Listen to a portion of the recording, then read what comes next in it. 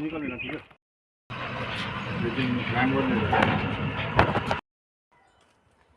सूखा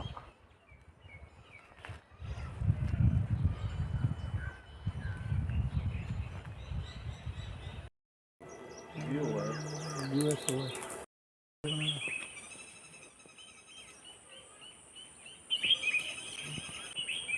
बात के बाद फिर यहाँ कोई सुविधा नहीं रही। उसके बाद फिर अब खेती के बारे में अब यहाँ कोई सिंचाई का कोई वो है नहीं। गोल है, जब बारिश होगी तब पानी आएगा गोल में। उससे पहले कोई पानी का मतलब बरसात में जब हर जगह पानी होता है फिर बरसात में तो तब करते हैं। जंगली जानवर तो पूछो ही मत सर।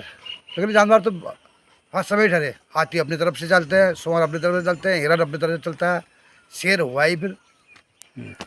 जब रात को सर्दियों में हम अंदर बांधेंगे कुत्ते को तो जाके बच्चा जैसे अगर बाहर बरांडे में छोड़ देंगे तो कुत्ता खा देगा। उसे पहरा रहना पड़ता है। बिजली के बारे में तो है ही नहीं। बिजली यहाँ क्या करें, अभी तो कह रहे हैं अब रोड आ रही है, रोड के साथ आ जाएगी। अभी कुछ हुआ ही नहीं। अभी सोलर लाइट है, चल रहा है जो चल रहा काम। स्वास्थ्य सेवा वाले आते हैं कभी महीने में, वहीं से आते हैं टनकपुर से देखभाल करिए चलिए आते हैं।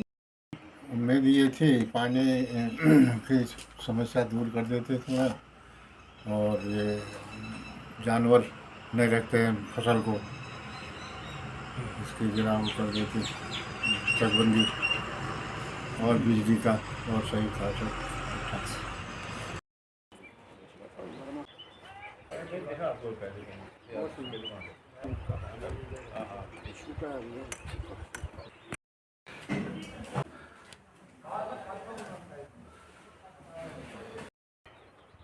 नमस्कार, मैं चंद्रशेखर जोशी, देवभूमि टुडे में आपका स्वागत है। टनकपुर जौलजीबी रोड चंपावत और पिथौरागढ़ ज़िले की एक बहुचर्चित सड़क है।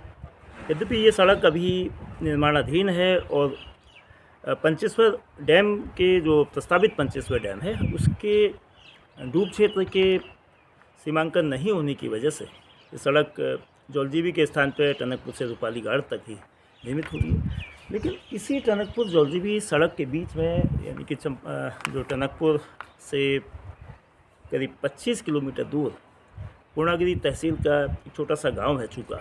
ये विकासखंड के नज़रिए से चंपावत ब्लॉक का हिस्सा है।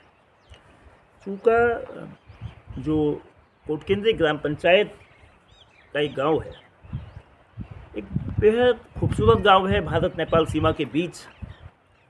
सितंबर 2023 में ये गांव चर्चा में तब आया था जब यहाँ अंतर्राष्ट्रीय स्तर की एक एंगलिंग प्रतियोगिता हुई थी, जो 19 अप्रैल को चूका में 18वीं लोकसभा के लिए जो देश में पहले चरण का मतदान होगा और उत्तराखंड की 5 सीटें में, तो इस ज़िले में चूका भी एक पोलिंग बूथ है और यहाँ 125 मतदाता हैं। इसी स्कूल में जो प्राथमिक विद्यालय है यहाँ पर मतदान केंद्र बनाया गया है। तो इससे पहले कि हम जो पोलिंग बूथ बना है, यहाँ की क्या दिक्कतें हैं, यहाँ की क्या असुविधा और या क्या उपलब्धियाँ रही हैं, उसको जानने से पहले चूका की कुछ बेसिक चीज़ें कि चूका में जो पढ़ाई का यानी कि जो एजुकेशन का जो एकमात्र जरिया है वो 5वीं क्लास तक है। अन्य सुविधाएं यहाँ ना होने से यहाँ के ज़्यादातर लोग यहाँ से पलायन कर गए हैं और इसका असर स्कूल की छात्र संख्या पर भी पड़ा है। अभी महज 5 क्लासेस में 5 बच्चे फिलहाल पढ़ रहे हैं और उनको पढ़ाने के लिए 2 शिक्षक हैं। व्यवस्थाएं कमोबेश ठीक है। तो चूका में शिक्षा का जो बच्चों को 6ठी क्लास के लिए यहाँ से 25 किलोमीटर दूर टनकपुर सबसे जो नज़दीक का क्षेत्र है वहाँ जाना होता है। तो ज़्यादातर लोग इस क्षेत्र को छोड़ के आगे की पढ़ाई के लिए वहीं किराए में रहते हैं। केवल पढ़ाई तक ही असुविधा नहीं है बल्कि जो ज़िंदगी यानी कि सेहत के लिए यहाँ कोई व्यवस्था नहीं है। स्वास्थ्य की भी वही असुविधा है जो पढ़ाई की है। उसको लेकर भी यहाँ जो नियरेस्ट सेंटर है वो टनकपुर है। इन दोनों के अलावा यहाँ एक और दुर्भाग्य स्थिति जो पिछले दिनों हमने नेपाल से लगे थपलियाल खेड़ा में देखी थी, जो तीनों से नेपाल से गिरा था कि आटा चक्की, गेहूँ पीसने की चक्की नहीं है, और वो दुर्भाग्यपूर्ण स्थिति इस क्षेत्र में भी है। यहाँ के लोगों को उचौलीकोट जो करीब 22 से 23 किलोमीटर यहाँ से है, केवल गेहूँ पिसाने के लिए 23 किलोमीटर की दूरी तय कर दी। एक उपलब्धि जो यहाँ है वो जो PDS जो पब्लिक डिस्ट्रीब्यूशन सिस्टम के ज़रिए राशन की दुकान है वो 2 साल पहले यहाँ खुली हुई है। बिजली की व्यवस्था, जो ये खंभे दिख रहे हैं जो अभी जो प्राथमिक विद्यालय में, तो ये सोलर सिस्टम जो सौभाग्य योजना के जरिए 2019 में ये व्यवस्था हुई है। यहाँ लाइट की कोई व्यवस्था नहीं है। जरूर 2009-10 के ज़माने का एक ट्रांसफार्मर लगा है, लाइनें बिछी हुई हैं, लेकिन ये लाइनें किसी तरह की काम नहीं आती हैं। ये जो लाइनें हैं, ये तमाम लाइनें बिजली को यानी कि इस इलाके को इलेक्ट्रीफाइड करने के लिए थी। लेकिन दुर्भाग्य ये रहा कि आपदा और अन्य कारणों से जो नुकसान हुआ, फिर उसके बाद कभी लाइनों में उजाला नहीं हुआ, इसमें कभी करंट नहीं दौड़ा। एक अच्छी बात जो डिजिटल भारत के दृष्टि से है कि यहाँ नेटवर्किंग मोबाइल की ठीक है, उसके लिए टावर भी लगे हुए हैं। जियो का जो निजी कंपनी है उसका मोबाइल ज़रूर चलता है, लेकिन सुविधाओं के नाम पर ये गांव कमोबेश शून्यता की ओर है, सुविधाहीन गांव है। और उसका असर स्कूल से लेकर मतलब स्कूल में छात्र संख्या, तो गांव में रहने वाले परिवार और उनके ग्रामीणों के स्तर पर है। ये संख्या लगातार गिर रही है और इसका असर मतदाताओं की गिरती हुई संख्या के रूप में भी नज़र आ रहा है। तो क्या तैयारी है जो पोलिंग बूथ यहाँ बना हुआ है, तो इसको जानने के लिए विद्यालय के शिक्षक दीपक जोशी से बात करते हैं। तो जोशी, क्या है अब जो 19 तारीख के मतदान के लिए तैयारियाँ किस तरह की हैं? बूथ ओके है? जी सर।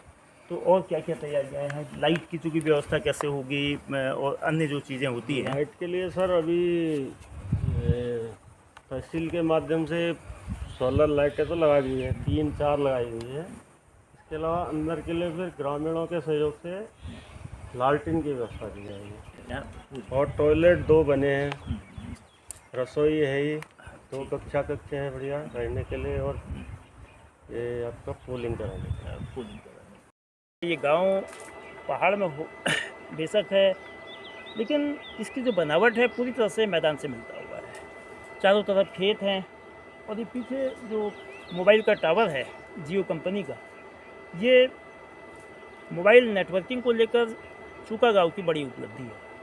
लेकिन इस मोबाइल टावर के अलावा चूका की ज़िंदगी पूरी हवाई है।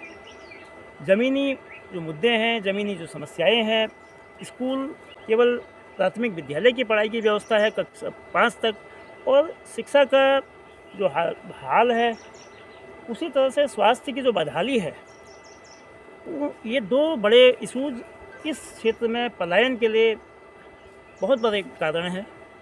इसके अलावा जो विकास की एक बहुत बड़ी ज़रूरत बिजली होती है कि यहाँ लाइट नहीं है, और जो बिजली की व्यवस्था सौभाग्य योजना सोलर सिस्टम के माध्यम से 2019 से की गई थी, उसके भी अधिकतर जो सोलर सिस्टम है वो ख़राब हो चुके हैं। अब ज़्यादातर लोग रात के वक्त अंधेरे में रहते हैं। अब चूका की जो ज़िंदगी है, यहाँ के लोगों की जो कम होती आबादी, जो अंधेरा है इनकी ज़िंदगी में, बिजली का उजाला कब होगा, विकास का उजाला कब होगा? सड़क जाने के बाद अगर तस्वीर इस तरह डरावनी, इस तरह भयावह और इस तरह चिंता पैदा करने वाली है, तो जो यहाँ के लोग हैं उनको 19 अप्रैल को जो लोकसभा का मतदान होगा उसको लेके बहुत ज़्यादा वो उत्साहित नहीं है। लोकसभा तो बार बार चुनाव करने के बावजूद उनको जो सहूलियतें चाहिए, जो जनतंत्र में जनता की जो आवाज़ है उसकी जो अनसुनी हो रही है, उससे उसमें मतलब उत्साहहीनता है। राजनीतिक दलों के लिए ज़रूरी है कि वो इनके मुद्दों को फोकस करें, उनको एड्रेस करें, उनको अपने समाधान की दिशा में रखें। यहाँ पशुपालन बहुतायत में होता है और खेती आजीविका का इकलौता बड़ा जरिया है, लेकिन खेती के आगे सिंचाई की असुविधा से बड़ी जंगली जानवरों की जो चुनौती है, जो न केवल दिन में ज़मीनों को, यहाँ के किसानों की को बेचैन करती है, रात में उनकी यही जंगली जानवर नींद हराम करते हैं। तो ये जो दिक्कतें हैं, इन दिक्कतों का समाधान क्या इन चुनावों के ज़रिए मिलेगा? इसके लिए नई सरकार, नए प्रतिनिधि चुने जाने के बाद क्या हालात होती है, उसका इंतज़ार करना होगा।